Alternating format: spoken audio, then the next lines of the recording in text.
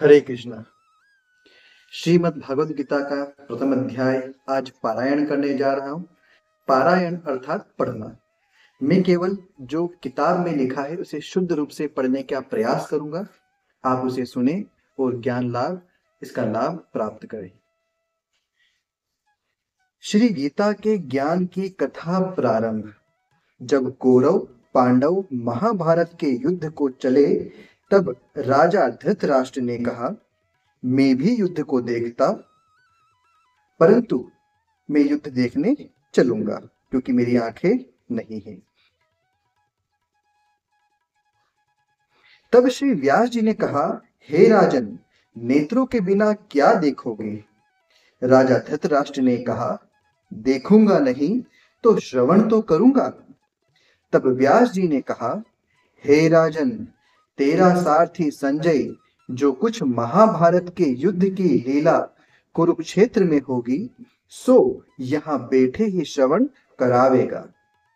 व्यास जी के मुख से यह वचन सुन संजय ने विनती करी, हे प्रभु, यहाँ हस्तिनापुर में बैठे कुरुक्षेत्र की लीला कैसे जानूंगा तथा राजा को किस भांति कहूंगा।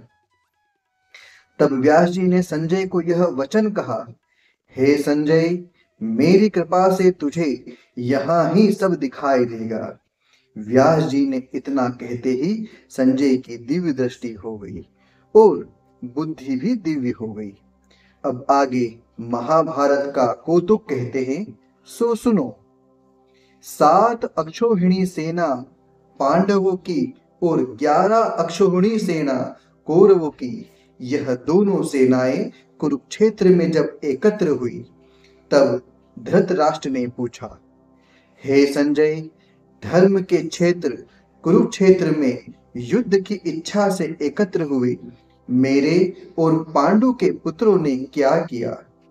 संजय ने कहा, पांडवों की सेना को व्यूहित देखकर दुर्योधन आचार्य द्रोण के समीप जाकर कहने लगे, हे आचार्य, देखिए, आपके शिष्य बुद्धिमान द्रुपद पुत्र ने पांडवों की बड़ी सेना की कैसे व्यूह रचना की है। इस सेना में अर्जुन, भीम जैसे बड़े बड़े धनुर्धारी वीर, विराट, महारथी द्रुपद, धृष्टकेतु, चेकितान, बलवान काशीराज, पुरुजित कुंती भोज, नरों में श्रेष्ठ शैव्य, पराक्रमी युधामन्यु, बलवान उत्तमोजा, अभिमन्यु और द्रौपदी के पुत्र सबके सब महारथी हैं। हे ब्राह्मण श्रेष्ठ, आपके स्मरणार्थ अब मैं अपनी सेना के प्रधान सेनापतियों के नाम बताता हूँ। आप भीष्म, कर्ण, युद्ध विजयी, कृपाचार्य, अश्वत्थामा, विकर्ण, सोमदत्त का पुत्र भूरिश्रवा और बहुत से शूरवीर मेरे लिए प्राण तक देने के लिए तैयार हैं। ये लोग शस्त्र चलाने में अति निपुण हैं। हमारी सेना को जिसके भीष्म रक्षक है अपरिमित बल है, और उनकी सेना जिसके भीम रक्षक थे थोड़ा बल है। अब आप सब अपने मोर्चों पर सावधान रहकर सेनापति की रक्षा कीजिए। भीष्म पितामह ने दुर्योधन को प्रसन्न करते हुए और ऊंचे स्वर से गरजते हुए शंख बजाया। फिर वहां चारों ओर शंख, नगाड़े, ढोल, गोमुखादि बाजे बजने लगे, जिनका बड़ा भयंकर शब्द हुआ, जिसके अनंतर श्री कृष्ण और पांडव अर्जुन ने दिव्य शंखों को बजाया। श्री कृष्ण ने पांचजन्य और अर्जुन ने भी देवदत्त नामक शंख को, और भीषण कर्म करने वाले भीम ने पौंड्रिक नामक बड़े शंख को बजाया। कुंती पुत्र राजा युधिष्ठिर ने अनंत विजय नकुल से सुघोष और सहदेव ने मणिपुष्पक और धनुर्धर काशीराज शिखंडी, धृष्टद्युम्न, विराट, अपराजित सात्विकी राजा द्रौपदी और द्रौपदी के 5 पुत्र और महाबाहो अभिमन्यु, इन सब वीरों ने अपने अपने शंखों को बजाया। उन शंखों के भारी शब्द से आकाश और पृथ्वी गूंज उठे और धृतराष्ट्र के पुत्रों के हृदय कांप उठे। हे राजन, अर्जुन ने कौरवों को युद्ध के लिए प्रस्तुत देखकर धनुष उठाकर श्री कृष्ण से कहा कि हे अच्युत, मेरा रथ दोनों सेनाओं के बीच में खड़ा कीजिए, जिससे मैं युद्ध करने वालों को देख लूं कि इस रणभूमि में मुझे किन किन के साथ युद्ध करना चाहिए। दुर्बुद्धि दुर्योधन से प्रीति करने वाले जो युद्ध के लिए यहाँ एकत्रित हुए, उनको देखूंगा। संजय ने कहा, हे राजन, अर्जुन की बात सुनकर श्री कृष्ण ने भीष्म, द्रोण आदि वीरों के सामने उत्तम रथ को खड़ा करके कहा कि हे वीर, युद्ध के लिए अद्यत इन कौरवों को देख लो। अर्जुन ने चाचा, बाबा, गुरु, मामा, भाई, पुत्र, पौत्र, मित्र, ससुर और स्वजनों को शस्त्रों से सुसज्जित खड़े देखा और उसने इन दोनों सेनाओं में अपने ही सब बांधवों को देखकर परम दयाद्र होते हुए यह वचन कहे, हे कृष्ण, युद्ध की इच्छा से आए हुए इन अपने बंधुओं को देख मेरे अंग ढीले होते जाते हैं और मुख सूखा जा रहा है। मेरा शरीर बेकर होता है, गांडीव हाथ से गिर जाता है। हे केशव, मुझ में यहाँ खड़े रहने की सामर्थ्य नहीं है और सब लक्षण में मैं उल्टे देख रहा हूँ और संग्राम में अपने स्वजनों का वध करके कोई लाभ नहीं होगा। हे कृष्ण, मैं जीत, राज्य और सुख भी नहीं चाहता हूँ। हे प्रभु, हमको राज्य, भोग तथा जीवन से क्या काम है, क्योंकि जिनके लिए राज्य, भोग और सुख की इच्छा की जाती है, वे सब इस युद्ध में प्राण और धन की इच्छा छोड़ मरने को तैयार है। और आचार्य, पिता, पुत्र, पितामह, माता, ससुर, पौत्र, साले और संबंधी, ये सब मुझे मारे तो भी हे मधुसूदन, मैं इन्हें मारने की इच्छा नहीं करूंगा। हे जनार्दन, त्रिलोकी के राज्य के लिए भी मैं इन्हें मारना नहीं चाहता, फिर इस पृथ्वी के राज्य के लिए तो कहना ही क्या है जनार्दन। धृतराष्ट्र के पुत्रों को मारकर हमारा क्या भला होगा, इसलिए हमें अपने भाई धृतराष्ट्र के पुत्रों को मारना अनुचित है। ये सब लोभ के वशीभूत है और कुल का नाश करने तथा मित्र द्रोह करने में पाप को नहीं देखते। कुल नाश के दोष को जानते हुए भी हमको इस पातक से क्यों नहीं दूर रहना चाहिए। कुल का नाश होने से कुल के प्राचीन धर्म नष्ट हो जाते हैं, फिर धर्म नाश होने से कुल में पाप बढ़ता है। हे कृष्ण, पाप से कुल की स्त्रियां व्यभिचारिणी होती है, जिससे वर्ण संकर संतान उत्पन्न होती है। वह वर्ण संकर जिन पुरुषों ने कुल को नष्ट किया है, उनको तथा उस कुल को नरक में पहुंचाते हैं, क्योंकि श्राद्ध, तर्पण आदि बंद हो जाते हैं। वर्ण संकर बनाने वाले दोषों से कुल ध्वंसकों के जाति, धर्म और कुल धर्म निरंतर नाश होते हैं। हे जनार्दन, मैंने बार बार सुना है कि कुल धर्म नष्ट होने से निश्चय नरकवास करना होता है।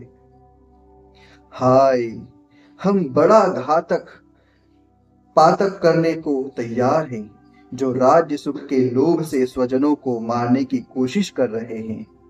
शस्त्रों को धारण किए हुए धृतराष्ट्र के पुत्र यदि मुझ शस्त्र रहित और उपायहीन का रण भूमि में वध कर डाले तो मेरा बहुत कल्याण हो।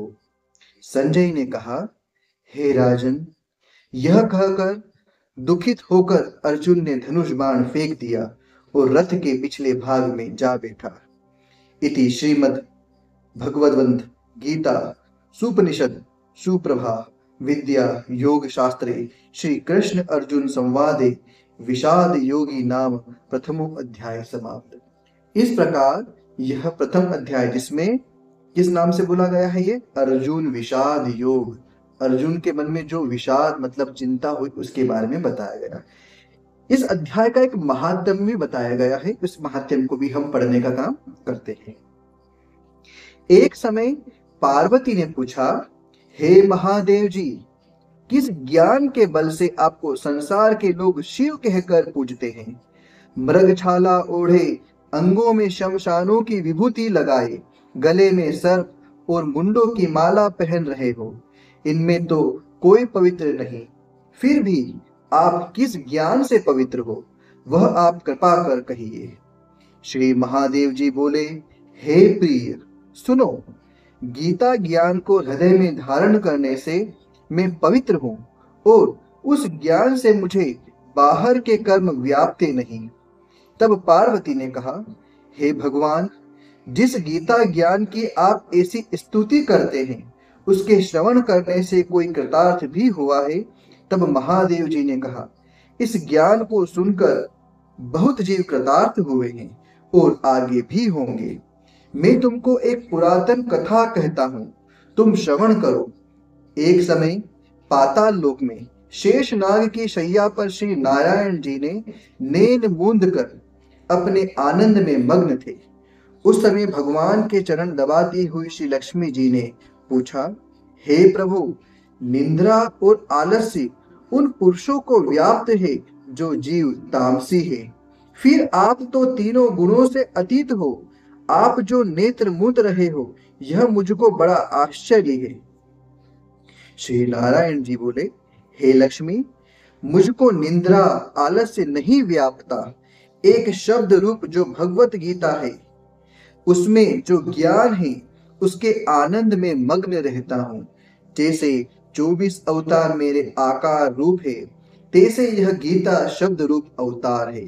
इस गीता में यह अंग है, 5 अध्याय मेरा सुख है, 5 अध्याय मेरी भुजा है, 11वां अध्याय मेरा हृदय और मन है, 16वां अध्याय मेरा उदर है और 17वां अध्याय मेरी जांग है और 18वां अध्याय मेरे चरण है। सब गीता के जो श्लोक हैं सो मेरी नाड़ियां हैं और जो गीता के अक्षर हैं सो मेरे रोम हैं। ऐसा जो मेरा शब्द रूपी गीता ज्ञान है, जिसके अर्थ मैं हृदय में विचारता हूँ और बहुत आनंद को प्राप्त होता हूँ। श्री नारायण जी ने कहा, हे लक्ष्मी, गीता ज्ञान को सुनकर बहुत जीव कृतार्थ हुए हैं, सो तुम सुनो। शूद्र वर्ण एक प्राणी था जो चांडालों के कर्म करता था और तेल लवण का व्यापार करता था। उसने बकरी पाली। एक दिन वह बकरी चराने को वन में गया और वृक्षों के पत्ते तोड़ने लगा। वहां सर्प ने उसे डंस लिया, जिससे तत्काल उसके प्राण निकल गए। मरकर उसने बहुत नरक भोगो, फिर बेल का जन्म पाया। उस बेल को भिक्षुक ने मोल ले लिया। वह भिक्षुक उस पर चढ़कर सारा दिन भिक्षा मांगता फिरे। जो कुछ भिक्षा मांग कर लावे, वह कुटुंब के साथ मिलकर खावे। वह बेल सारी रात द्वार पर बंधा रहे, उसके खाने पीने की भी खबर न लेवे, कुछ थोड़ा सा भूसा उसके आगे डाल देवे। जब दिन चढ़े, फिर बेल पर चढ़कर मांगता फिरे। कई दिन गुजरे तो वह बेल भूख का मारा गिर पड़ा, पर उसके प्राण नहीं छूटे। नगर के लोग देखा करे, कोई तीर्थ का फल दे, कोई व्रत का फल दे, पर उस बेल के प्राण छूटे नहीं। एक दिन गणिका आई। उसने मनुष्यों से पूछा, यह भीड़ कैसी है? तो उन्होंने कहा, इसके प्राण जाते नहीं, अनेक पुण्यों का फल दे रहे हैं, तो भी इसकी मुक्ति नहीं होती। जब गणिका ने कहा, मैंने जो किया है उसका फल इस बेल के निमित्त दिया, इतना कहते ही बेल की मुक्ति हुई। तब बेल ने एक ब्राह्मण के घर में जन्म लिया। पिता ने इसका नाम सुशर्मा रखा। जब बड़ा हुआ तो पिता ने इसको पढ़ाया। तब उसको पिछले जन्म की सूझ रही थी। उसने एक दिन मन में विचार किया, जिस गणिका ने मुझे बेल की योनि से छुड़ाया था, उसका दर्शन करूं। विप्र चलता चलता गणिका के घर गया और कहा, तू मुझे पहचानती है? गणिका ने कहा, मैं नहीं पहचानती, तू कौन है? मेरी तेरी क्या पहचान है? तू विप्र और मैं वेश्या। तब विप्र ने कहा, मैं वही बेल हूं जिसको तुमने अपना पुण्य दिया था। तब मैं बेल की योनि से छूटा था।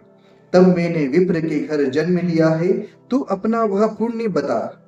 गणिका ने कहा, मैंने अपने जाने कोई पुण्य नहीं किया, पर मेरे घर एक तोता है, वह कुछ पढ़ता है, मैं उसके वाक्य सुनती हूँ। उस पुण्य का फल मैंने तेरे निमित्त दिया था। तब विप्र ने तोते से पूछा कि तू सवेरे क्या पढ़ता है?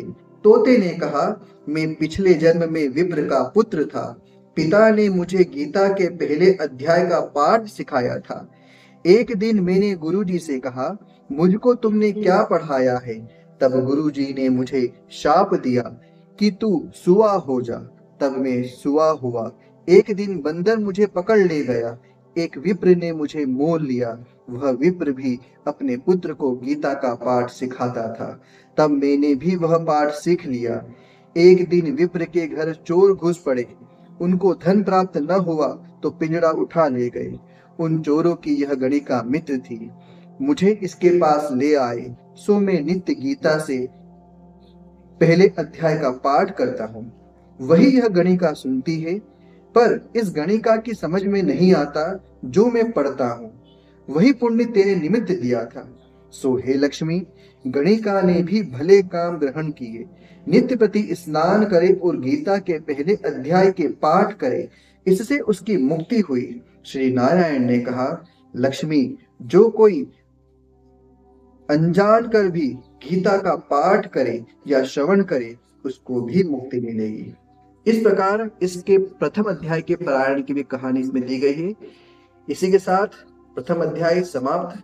हरे कृष्णा। आप सभी का मंगल हो, आप सभी को कल्याण हो, आप सभी को सद्बुद्धि मिले, भगवान की प्राप्ति मिले, भजन मिले, पूजन मिले, मुक्ति मिले और इसी प्रकार आप आगे बढ़ते रहिए। इन्हीं शब्दों के साथ आपका बहुत बहुत धन्यवाद।